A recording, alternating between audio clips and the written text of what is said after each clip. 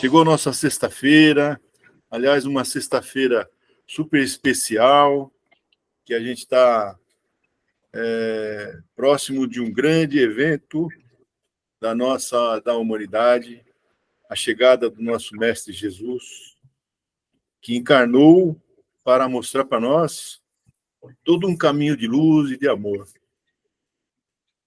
E nessa prece inicial, vamos fazer referência a esse nosso irmão maior, esse irmão de todas as horas, esse irmão que nos ajuda, que nos dá o amor, que nos mostra o caminho.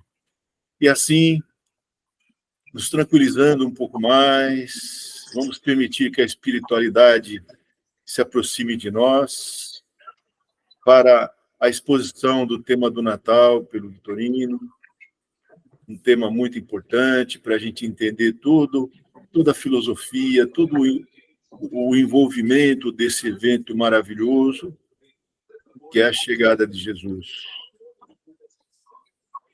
E com a espiritualidade do bem ligada a Jesus, vamos iniciar a nossa live com o coração aberto, receptivo às informações e às mensagens de Jesus, para que possamos sempre estar disposto no caminho do bem e do amor ao próximo. E assim vamos iniciar nossa live de hoje, com a prece de Maria, agradecendo aí a presença de todos também. Ave Maria, cheia de graça, o Senhor é convosco. Bendita sois vós entre as mulheres, e bendito é o fruto do vosso ventre, Jesus. Santa Maria, Mãe de Jesus, rogai por nós, devedores, agora e na hora de nosso desencarne, que assim seja, graças a Deus. Então vamos todos desligar os microfones para o Vitorino começar a nossa live com o tema de Natal. Vamos lá, Vitorino, por favor. Enfim, o Natal, né, gente? O Natal começou. Mas o Natal, ele é uma data, ele tem vários aspectos que a gente precisa analisar separadamente, né? Primeiro são as festas natalinas. Depois a gente precisa entender o que é o Papai Noel e as árvores de Natal. Também precisamos entender o que é o presépio, para depois, então, nós falarmos do mais importante, que é o nascimento de nosso Senhor Jesus. Vamos começar, então, pelas festas natalinas, né? Todos estão me ouvindo bem? Okay. Sim, eu estou. Então, dezembro é um mês muito bacana, né? Férias, 13º, salário. Aliás, parece que o pessoal comemora muito mais a chegada do 13º do que a chegada do Natal propriamente dito, né? A correria, o trânsito, compra para cá, compra para lá, é uma festança danada. A gente sabe que o aniversariante é Jesus Cristo. Mas vocês já repararam que a gente só vê gente fantasiada de Papai Noel na loja? A gente não vê gente fantasiada de Jesus Cristo para lembrar que o Natal é o aniversário dele e não o aniversário do Papai Noel. É uma coisa interessante, nós vamos falar sobre isso mais para frente, né? Essa é uma observação assim, bastante interessante. Eu tenho muita dó, né, dos perus, leitões, galinhas e por aí vai, porque é uma matança de animal sem fim, a mesa fica farta, né? E parece que na ceia de Natal, no almoço de Natal, é uma concorrência, um concurso para ver quem é que come mais, quem bebe mais, né? É uma festa muito grande, crianças correndo para lá, para cá, é uma maravilha, viu? Nossa, quem é que não gosta do Natal, né? Quanta festança. Mas poucas famílias ainda se lembram de uma prece nesse dia. Eu conversando com um amigo meu, ele me disse que na noite que antecede o Natal, eles ainda têm um hábito até hoje, desde que ele era criança, de pegar um bolo, acende uma vela e canta um parabéns para Jesus Cristo, né? Porque é o aniversário dele. Então, mas eu não sei se tem mais gente que tem o costume de pelo menos fazer uma prece nesse dia. Deveria, né? Então, o almoço nesse dia, né? Ele fica pronto e, gente do céu, é uma comilança sem fim. O que é? Espera um pouquinho, só que eu não estou conseguindo virar aqui. Aí, garfos e faca à mão, parece uma competição para saber quem come, quem bebe mais. Aí vem o desequilíbrio físico-moral, e é muito comum, depois do almoço, sair brigas em família, sai gente de cara feia, um falando mal do outro. Quer dizer, o espírito de Natal foi para a cucuia. A cachaça não deixa, né? E entre nós espíritas, eu acredito que é diferente. Será que é? Não acho, não sei se é diferente não, né? Mas essas festas natalinas, com toda essa comilança, ela não é absurda e nem incomum na sociedade humana. Uma vez que na sociedade humana, qualquer acontecimento, para a gente, que é uma coisa mais importante, é a hora da festa. É hora da gente fazer alguma coisa e fazer uma comida.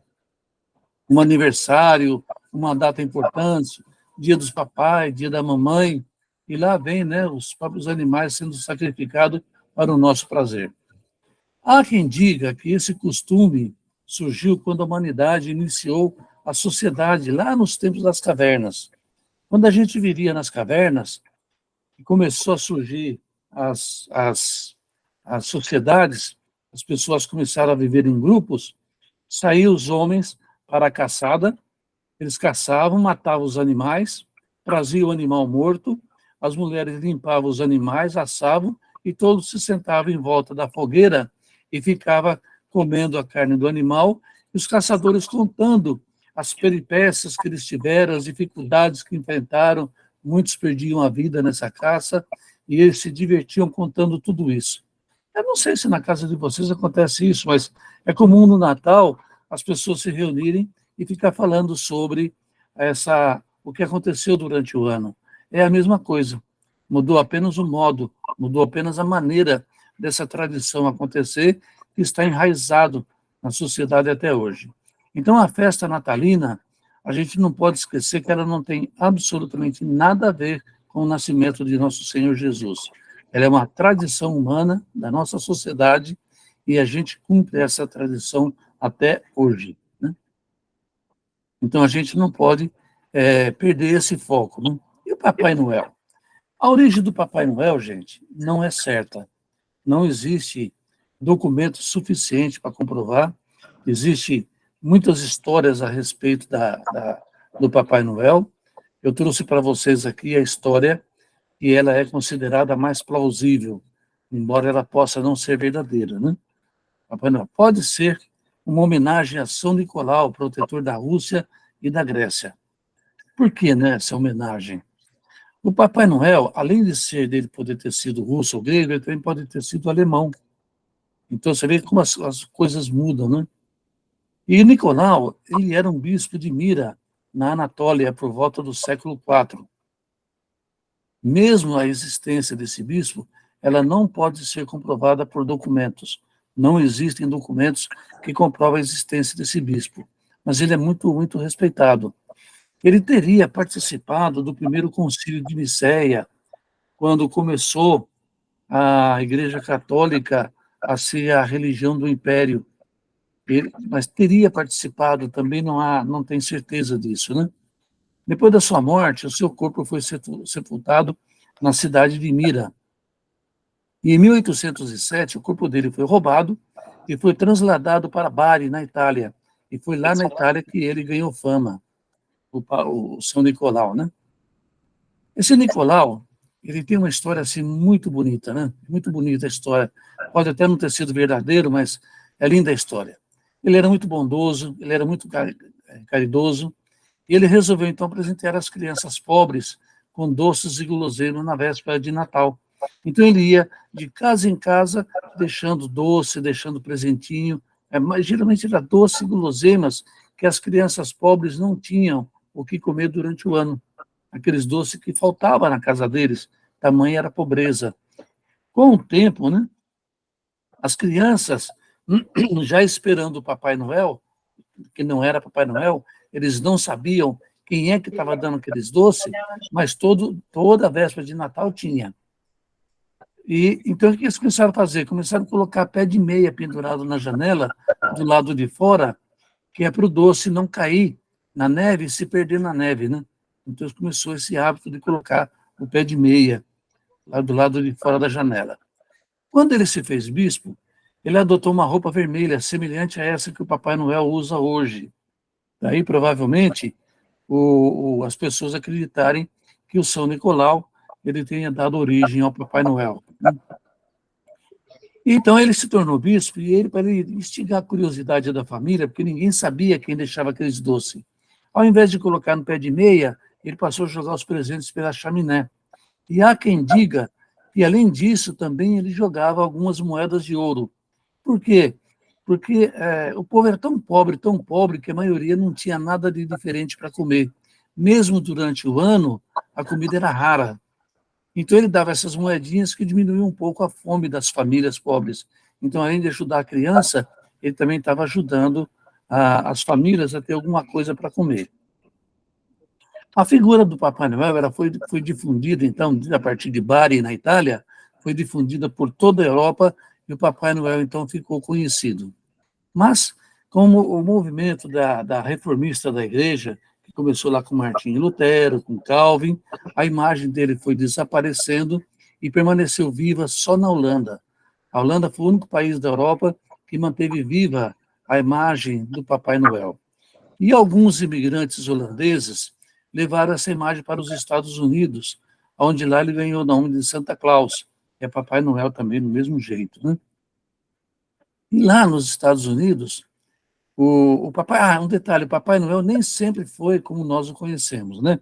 A gente conhece hoje como aquele senhor barrigudo, barba branca, aquele bonezinho vermelho, né? Mas nem sempre ele foi assim. Ele já usou roupas azuis, amarelas, verdes e vermelhas. E olha que curiosidade, ele já foi negro e foi muito alto na arte europeia. Então, ele já teve todas essas representações. Essa representação que nós temos hoje do Papai Noel, a origem americana. E nós vamos falar aqui já sobre isso, né? Então, essa imagem que nós temos hoje, foi criada em 1931 por um sueco beberrão chamado Radon Sandblom, numa propaganda bem sucedida da Coca-Cola para conquistar os jovens de até 12 anos. Naquela época, até 1931, crianças até 12 anos não tomavam Coca-Cola, a partir dos 12 anos que começava a tomar. E a Coca-Cola, querendo desenvolver e aumentar a sua venda, fazer com que toda a sociedade consumisse o seu produto, ela começava a fazer propaganda, mas não resolvia muito, porque havia um conflito com a cultura americana, a imagem do Papai Noel. Até que alguém ficou conhecendo esse sueco chamado Radon Sandblom. Ele era um beberrão, ele era gordo, ele era a imagem perfeita do Papai Noel que nós temos hoje. E as crianças adoravam ele, porque ele mesmo bêbado, ele brincava muito, ele se divertia muito com as crianças, e as crianças adoravam ele, era a maior festa quando ele aparecia, e alguém da Coca-Cola viu aquilo e teve a ideia, por que não fazer propaganda com o Sandblom? E foi aí, então, que foi essa propaganda muito bem sucedida da Coca-Cola, e foi assim, mas foi tão aceita essa ideia, tão aceita, porque a propaganda ela era assim, era o Sandblom vestido de Papai Noel, brincando com as crianças adoravam brincar com ele, e todas as brincadeiras terminavam numa garrafa de Coca-Cola. E foi aí que a Coca-Cola virou essa empresa monstruosa, multinacional que ela é hoje, né? Graças aí ao Papai Noel. E esse sucesso enorme acabou fazendo o quê? Modificando a cultura americana. A cultura americana, o Sandblom, derrubou muitos tabus que havia na cultura americana, e o Papai Noel foi aceito, e é aceito até hoje nos Estados Unidos, do jeito como ele é hoje. Tem alguém com o microfone ligado aí, Bianchi? Né? Então, mas ele conseguiu, pelo menos, né, derrubar muitos tabus. Então, nós temos aí o Papai Noel, e ele nada mais é como um âncora de vendas de fim de ano. Vale destacar aqui um ponto, assim, que o Papai Noel ele começou lá atrás com São Nicolau, digamos que tenha sido com ele. O início foi lindo, foi maravilhoso, porque foi fundamentado na caridade que o Cristo nos ensinou. Mas a humanidade acabou transformando essa imagem no âncora de vendas de fim de ano. Por isso que a gente vai nas lojas e vê um monte de gente fantasiada de Papai Noel, mas não vê ninguém fantasiado de Jesus Cristo. porque é âncora de venda de fim de ano. Papai Noel deixou de ter qualquer importância para o nascimento de Jesus. E é bom aí, pelo menos, filosoficamente, a gente separar Papai Noel de Jesus, que não tem nada a ver uma coisa com outra.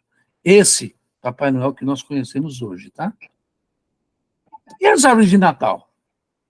A árvore de Natal, gente, olha, são muitas histórias que existem sobre a árvore de Natal. A que eu vou contar para vocês é uma das mais conhecidas. Também pode não ser verdadeira, mas foi assim a mais conhecida que eu encontrei. Os germânicos, né, que são aqueles povos nórdicos lá que viviam no gelo, na Alemanha, a Islândia, a Rússia, eles tinham um costume que quando chegava o inverno, eles não conheciam, eles não eram cristãos. Eles tinham vários deuses, né, para explicar os fenômenos naturais. E eles faziam o quê? Chegavam no inverno, eles tinham muito medo de que caíssem raios, que viessem praga, e que viessem doenças que matavam não só as famílias, né, mas também os animais. Então, o que eles faziam? Eles pegavam um galho de pinheiro, e o pinheiro, vocês podem reparar, que a ponta deles é em ponta de flecha, em formato de flecha, né? Então, eles colocavam nas portas das casas, nos telhados das casas e na porta dos currais e estábulos, que era justamente para afastar os maus espíritos e afastar os raios e afastar as doenças. E tinha uma outra vantagem. O galho, a folha que eles colocavam, era verde. E o verde, para eles, simbolizava a esperança, aquela esperança que eles depositavam no inverno não tão rigoroso, né? Por isso que eles tinham esse hábito de fazer isso. E a única coisa que se tem certeza é que há pouco mais de 100 anos, cento e poucos anos, é que a árvore de Natal foi aceita como sendo um enfeite nos templos cristãos. Antigamente não tinha esse... Tem alguém com o microfone ligado, gente, por favor. Adelaide, por favor, Né? seu microfone está dando sinfonia aí, viu, Adelaide? Então, a única coisa que se sabe com certeza é que pouco mais de 100 anos para cá é que ela se tornou um símbolo dos templos cristãos. Mas também, como a gente pode ver, a gente filosoficamente precisa separar, a árvore de Natal não tem nada a ver com o nascimento do Senhor Jesus. Nada, gente. Até aqui, nós não falamos de Jesus Cristo ainda, para você ter uma ideia, né? E o presépio, né? O presépio já é uma história mais interessante. Quem deu origem ao presépio foi Francisco de Assis em 1223. Na cidade de Grócio, ele não conseguia fazer os colonos entender como foi o nascimento de Jesus. Por mais que ele tentasse, por mais que ele explicasse, por mais que ele desenhasse na areia, na parede, no papel, não tinha jeito, eles não entendiam. Aí, o Francisco de Assis teve uma ideia. Ele pegava argila, começou a criar bonequinhos que representavam todos os componentes do nascimento de Jesus Cristo. Então, tinha tudo lá, e assim ele criou o que nós chamamos de presépio. E foi aí que ele conseguiu ensinar, tintim por tintim, o nascimento de Jesus para aquele povo da cidade de Grócio, né? E há um detalhe também que a gente precisa destacar, é que no presépio de Francisco de Assis não existe a presença da vaca nem do asno. A presença do vaca e do asno foi fruto da imaginação popular, porque não tinha isso em Nazaré naquela época, né? E o nascimento de Jesus, né? Aí tem a parte mais importante do Natal, que é o nascimento dele. Jesus Cristo nasceu mesmo no dia 25 de dezembro? Será que foi? É o que a maioria não acredita que foi, mas pode ter certeza, tem muita gente que sim, acredita que foi no dia 25 de dezembro. E nós podemos afirmar com toda certeza que não foi no dia 25 de dezembro. Isso é fato. Todos os acontecimentos que tiveram na vida de Jesus, eles são envoltos em muita polêmica. Não há um só fato que não seja polêmico na vida de Jesus. Por isso que o Espiritismo, quando fala de Jesus Cristo, ele foca no quê? Nos ensinamentos. Porque esses ensinamentos é que são importantes. E cada ensinamento, Jesus deu o exemplo. Fora disso, gente, é polêmica. Por exemplo, olha, a primeira polêmica que acontece foi quando o evangelista Lucas narra os detalhes do nascimento de Jesus. E ele fala do censo romano. Vamos entender o censo romano. Qual era o objetivo do censo romano? Era arrecadar imposto. Então, Roma não está preocupado com o israelita, com o hebreu. Ele está preocupado com a grana que se rendia para o império. O dinheiro do império que contava. Então, e tem mais, esse censo que foi feito quando Jesus nasceu, não foi o primeiro censo. Não foi o primeiro censo. Acho que todo ano o Império Romano fazia um censo. Mas todo o censo que foi feito, inclusive existem documentos históricos, era feito na cidade onde a pessoa residia. Não tem nenhum sentido José e Maria ter saído de Nazaré e ter ido até Belém, para Jesus nascer em Belém. Não tem sentido porque o censo não era na cidade de nascimento do homem, era na cidade de residência. Por isso, muita gente acredita que Jesus nasceu em Nazaré. E essa descrição de Lucas, me parece que foi um jeito que eles deram de encaixar o nascimento de Jesus dentro das profecias, porque as profecias judaicas diziam que ele viria de Belém. Então, deram um jeitinho de encaixar isso aí, mas tudo isso é polêmico, realmente não há menor razão de ser. Já o fato de Jesus ter nascido num estábulo, não tem nada de anormal nisso. Naquele tempo, fazia muito frio, o gelo era muito grande, à noite mesmo esfriava muito. Então, o curral quase não existia. Quem tinha as ovelhas, quem tinha os animais, eles faziam grutas nas cavernas, onde eles colocavam os animais, porque se ficasse lá fora morreria de frio. E era muito comum, mas muito comum mesmo, as pessoas dormirem junto com os animais, aproveitar o calor dos animais, o calor da caverna, em função do frio enorme que havia também, né? Então, o fato de Jesus ter nascido numa caverna, que era a caverna dos animais, num curral, não há nada de anormal. E o fato dele ter nascido também, ter sido colocado numa manjedoura, também não há nada de anormal nisso, porque era hábito mesmo. Se nascesse uma criança num estábulo, ele era colocado na manjedoura, que é onde os animais comiam. E ficava o capim todinho ali, e ficava bem fofinho para o recém-nascido. Pelo menos nisso não há o que contradizer o fato de Jesus ter nascido dentro de uma gruta, desde que se considere que ele realmente tenha ido para Belém, porque, sinceramente, pouca gente acredita nisso, né? Não há nenhuma menção de boi ou asno, né, como eu já falei. A narrativa de Lucas não menciona boi, não menciona asno, e aí eu acho que entrou mesmo a imaginação popular das pessoas. Jesus foi enfaixado e colocado na manjedoura. Isso também não tem nada de anormal. Era muito comum na época o recém-nascido. Ele era realmente enfaixado, ficava apertadinho, não a ponto de sufocar o bebê, mas era amarradinho. Para quê? Para que o bebê não ficasse mexendo os braços sem fazer força. Eles acreditavam naquela época que ao fazer força com as mãos e as pernas para se livrar dessa faixa, do corpinho enfaixado, os braços e as pernas ganhavam mais músculo, a criança ficava mais forte. É para isso que então eles enfaixavam os bebês. Então também não há nada de anormal nessa narrativa. Mesmo que Jesus tenha nascido em Nazaré, ele foi enfaixado sim, como todo bebê era enfaixado naquela época. Então não há nada de anormal. Em breve, né, chegaram os pastores, né, avisados pelo anjo do Senhor, depois chegaram os 3 reis magos, e esse nós temos aí um resumo bastante sintetizado do nascimento de Jesus Cristo. Eu acho que esse resumo aqui, todo mundo já sabe, acho que a surpresa fica aí por conta do censo romano e da suspeita de que Jesus não nasceu em Belém, mas nasceu sim em Nazaré. Em todo o Evangelho, Jesus é referido como Jesus de Nazaré, nunca como Jesus de Belém. Não sei se vocês prestaram atenção nisso, né? É outro fator que nos leva a crer que ele nasceu em Nazaré. Tá?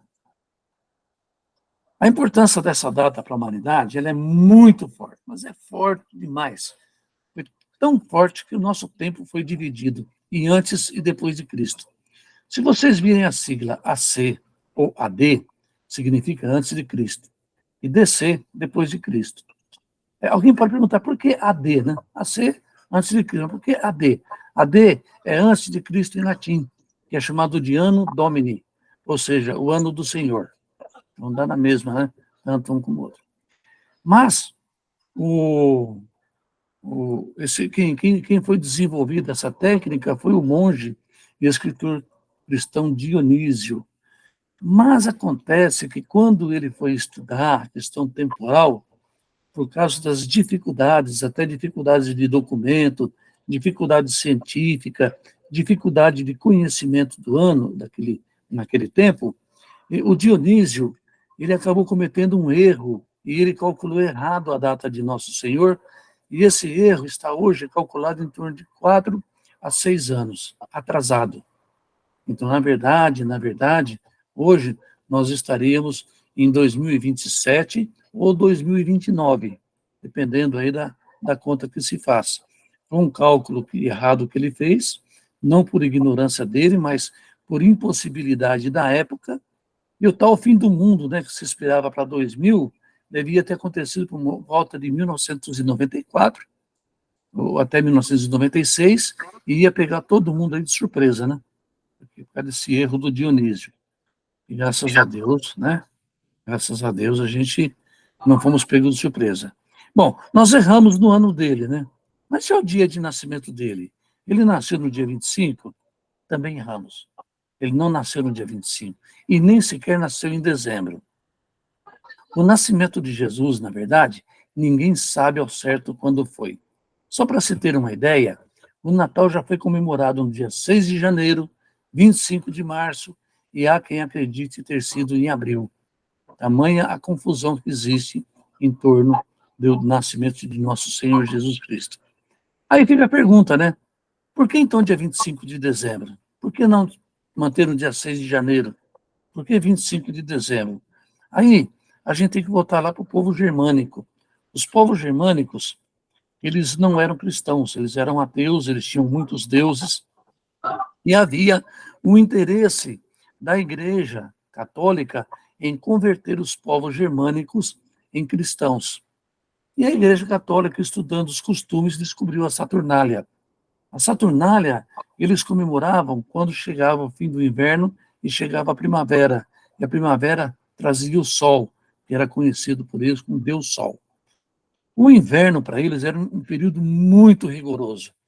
Muitas famílias morriam de fome, porque durante a primavera, o outono e o verão, eles não conseguiram armazenar alimento suficiente para sobreviver todo o inverno. E como não tinha alimento, acabava morrendo de fome. Então, o inverno para eles simbolizava uma espécie de morte, porque nada se fazia, não se conseguia fazer nada, não se produzia nada, não se conseguia caçar animal nenhum, e a única coisa que tinha para comer é aquilo que guardou. E não dava. Se a pessoa saísse de casa, ia morrer congelado, a não ser ir nas imediações, né? Mas ia morrer mesmo. Então, o inverno para eles era um período terrível. Quando chegava a primavera, é como se a vida ressurgisse, é como se a vida renascesse, voltou a vida, voltou novamente, vamos viver.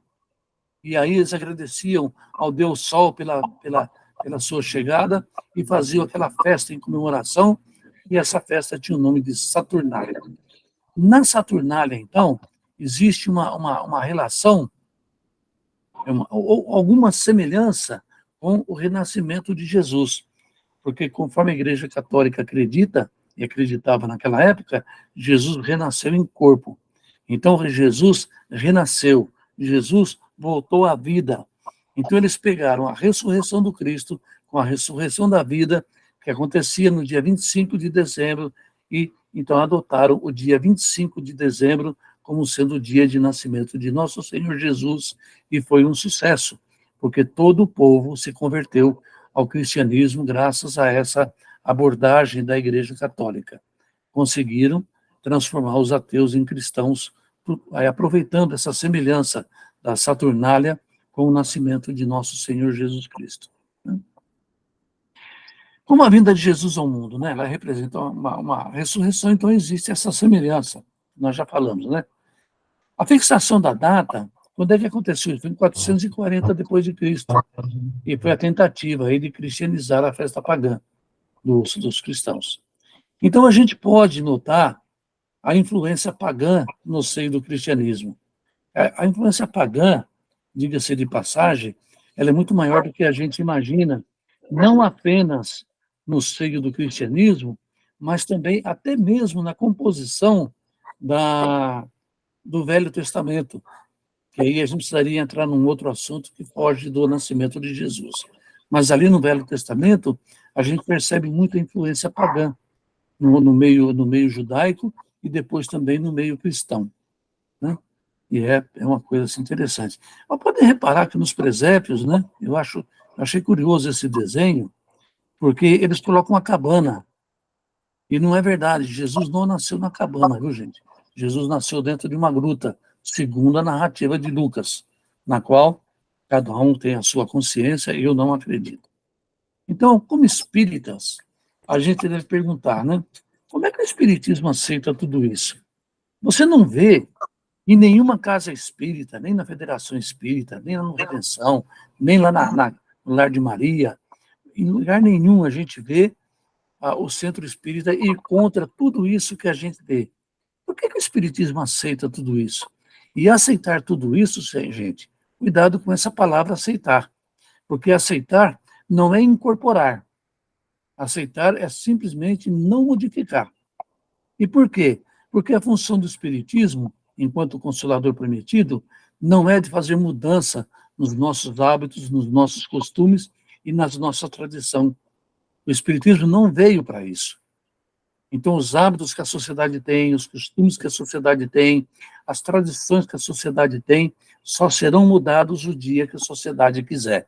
Não é função do Espiritismo mudar isso. Por isso, o Espiritismo aceita.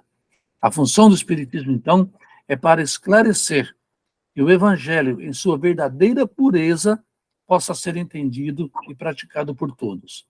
Eu vi recentemente, a respeito desse assunto, eu acho que foi essa semana ou a semana passada, um vídeo do Haroldo Dutra, em que fizeram uma pergunta para ele, me parecia que não era uma palestra, era uma sessão de perguntas e respostas, perguntaram para ele se ele acreditava que Jesus Cristo morreu na cruz para nos livrar dos nossos pecados, né? É uma coisa que muita gente acredita nisso. E o Haroldo Dutra, ele deu uma explicação que vem bem ao caso aqui, eu gostei muito da explicação dele, porque ele disse assim, primeiro ele disse que não existe nenhuma parte da Bíblia onde essa coisa esteja escrita, né? Então não é verdade. Ele falou que o problema é que quando Jesus Cristo, ele deixou o seu evangelho aqui conosco, os nossos hábitos, costumes e tradições foram se suplantando ao verdadeiro evangelho que Jesus nos deixou. Aí ele faz uma comparação com o que nós fizemos com costumes e tradições, com o evangelho e as camadas geológicas do nosso planeta. Então, cada costume, cada tradição que a gente colocou, foi algo que nós fomos colocando em cima. De tal forma que nós estamos aqui em cima hoje, e o evangelho está lá no fundo, o verdadeiro evangelho. Ele falou, então, esse é o trabalho do Espiritismo. É justamente fazer o trabalho de arqueologia para fazer nascer o verdadeiro evangelho de Jesus, sem esses costumes, sem essas tradições. Eu falei desse do Haroldo Dutra porque eu achei assim, muito bacana a comparação que ele fez, né? Por isso, o Natal, para todo espírita, ele precisa representar a verdadeira função que o Natal existe. Porque o Natal ele tem uma função, existe uma razão de ser. E qual é essa função? Né? Ter consciência das funções espirituais e materiais de cada um de nós, de cada um desses acontecimentos na nossa vida. Nós temos que ter consciência disso, porque nada disso que aconteceu deixa de ter uma função espiritual e uma função material para cada um de nós. É muito importante. Vocês podem achar que não, mas é graças a essas muitas invenções que a Igreja Católica acabou criando ao longo do tempo, principalmente na Idade Média, que nós temos hoje a lembrança de Jesus. Eu me pergunto se nós teríamos a lembrança se a Igreja não tivesse feito isso, né? Então, o que a gente precisa é separar o que é festividade e costume social da necessidade espiritual desse dia. fazer uma separação das coisas. Nada contra participar de tudo isso que a gente participa. Nós temos que entender a necessidade espiritual desse dia, né? É muito importante. Jesus deixou a sua mensagem de amor, de fé e de esperança. Essa foi a missão dele. Ele mesmo disse: eu sou o caminho, a verdade e a vida. Ninguém vai ao Pai senão por mim. E ir por ele é através dessa mensagem que ele nos deixou, de amor, de fé e de esperança, e nós precisamos relembrar isso, pelo menos no Natal. Nós precisamos entender essa mensagem, que começou lá na manjedoura. Começou lá na manjedoura, e até hoje não acabou ainda. Se a gente acha que a missão de Jesus acabou, não. Ela continua até hoje, para nos esclarecer com essa mensagem que ele nos deu. Nós, enquanto espíritas, entendemos que essa mensagem de Jesus, ela até hoje vem sendo explicada pelos espíritos benfeitores. Haja vista, né, as psicografias do Chico Xavier e do Divaldo Pereira Franco, né? Jesus é o mestre dos mestres, porque ele foi o único que exemplificou em vida aquilo que ensinava. Você falar que Jesus é o único mestre, está errado. Tivemos muitos outros mestres. Buda é um grande mestre também, respeitável, admirável. Maomé também, mas Jesus é o único que durante a sua vida material, a sua vida física, ele ensinou e fez o que ensinava. Diferente de Buda, que ficava em concentração, meditação, sei lá, eu não entendo muito bem de Buda, né? Por tudo isso é que nós comemoramos essa data todos os anos. Essa é a importância dessa data que nós não podemos perder de vista jamais. E nós, então, precisamos ir além das sensações das festas natalinas. Hoje em dia já não é tão belo assim, mas antigamente a época natalina era uma época gostosa, chegava dezembro, as pessoas ficavam mais calmas, mais tranquilas. Hoje não, é mais esbaforidas, né? O que predomina hoje é o consumismo e muitas vezes imoderado. Então, mas realmente, chega às vésperas de Natal hoje em dia, o clima fica diferente, o ambiente precisa ficar diferente, o ambiente espiritual muda. Parece que os benfeitores se aproveitam da oportunidade para se aproximar de nós e nos envolver com essa mensagem de amor que Jesus nos trouxe. É algo realmente muito lindo. E a gente tem que perguntar para nós, cada um de nós fazer pergunta para você. O que o Natal representa para cada um de nós? O que Natal representa para mim? Eu tenho que responder para mim essa pergunta, para mim poder entender e me compenetrar da obrigação que eu tenho de ver em Jesus Cristo o renascimento, a morte do velho para surgir o novo, a transformação, né? A transformação que nós precisamos ter. Aí, é um momento muito importante na nossa vida da gente perdoar e pedir perdão. É importante no Natal a gente fazer isso. Relembre o que aconteceu no Natal, no ano que passou. Você machucou alguém da família, você feriu alguém, peça perdão. E se alguém te feriu, perdoe esse alguém. É muito importante, um movimento muito importante isso. Nós temos que buscar mais amor, mais concórdia, mais união e mais paz, principalmente com os nossos consanguíneos. Principalmente e especialmente com os consanguíneos. Começando dentro de casa, o exercício desse amor, cuja mensagem Jesus nos deixou. Essa é a importância do Natal. Também temos que estimular a caridade, doando o que nos sobra, ou mesmo algo mais importante do que isso. Caridade, ela é muito importante, e não é apenas doando alimentos, doando coisas, né? Nós precisamos aprender a fazer a caridade doando amor. O amor, nós precisamos fazer isso. Então, não custa nada e faz um bem enorme doar amor, né? Também precisamos entender... Alguém me chamou? Também precisamos entender que essa necessidade deve ocorrer o ano inteiro, todos os dias. Então, a gente que é espírita, a gente se pergunta, por que fazer isso só no Natal? Por que não fazer todos os dias? Mas a gente consegue fazer isso todo dia? Eu acho que não dá. Nós não estamos nesse nível espiritual ainda. Então, por que a gente não começa a fazer isso no Natal? E se a gente conseguir fazer isso todos os natais, nós já estamos criando um hábito. O hábito de amar, de perdoar, de pedir perdão. Quer dizer, um hábito do amor, da caridade. Aí, quem sabe um dia, a gente fala assim, puxa vida, se eu faço isso uma vez por ano, por que eu não faço isso um dia por mês? Ah, então todo dia 25 de todos os meses eu vou fazer isso. Né? Aí depois de algum tempo, fazendo todos os meses, 12 dias por ano, eu penso assim, puxa vida, né? Por que eu não faço isso uma semana por ano, por mês? Aí todo mês eu faço uma semana. E assim vai indo até o dia em que eu vou conseguir fazer tudo isso todos os dias. Mas eu tenho que ter um ponto de partida. Eu tenho que ter um start. Quando é que eu começo? Por que não no Natal? Por que eu vou começar a fazer isso só no dia 1º de janeiro? Eu posso começar no Natal. O Natal é um dia como qualquer outro. A diferença é que o Natal tem esse significado. Só isso.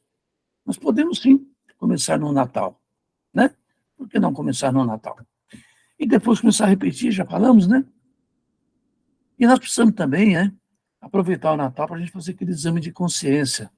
Porque não é apenas ferir e magoar alguém que a gente faz, mas a gente deixa passar muitas oportunidades de fazer o bem.